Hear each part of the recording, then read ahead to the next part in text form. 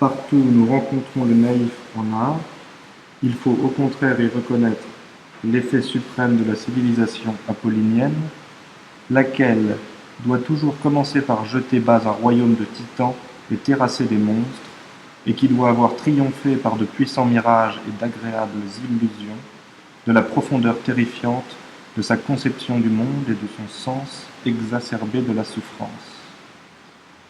Mais qu'il est rare qu'on atteigne au naïf, à cet engloutissement total dans la beauté de l'apparence.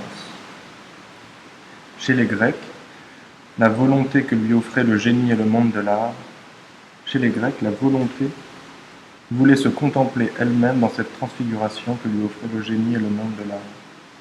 Pour se magnifier, ces créatures devaient elles-mêmes se sentir dignes de l'être, il fallait qu'elles se reconnussent dans une sphère supérieure, et sans que dans sa perfection,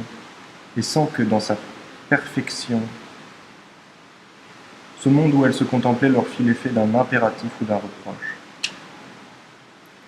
Chez les Grecs, la volonté voulait se contempler elle-même dans cette transfiguration que lui offraient le génie et le monde de l'art. Pour se magnifier, ces créatures devaient elles-mêmes se sentir dignes de l'être, il fallait qu'elles se reconnussent dans une sphère supérieure, et sans que, dans sa perfection, ce monde où elles se contemplaient leur fit l'effet d'un impératif ou d'un reproche. Cette sphère est celle de la beauté,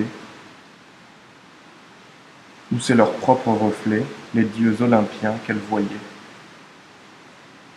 Par ce jeu de miroir de la beauté, la volonté hellénique combattait cette aptitude corrélative au don artistique, qui est l'aptitude à la souffrance et à la sagesse de la souffrance.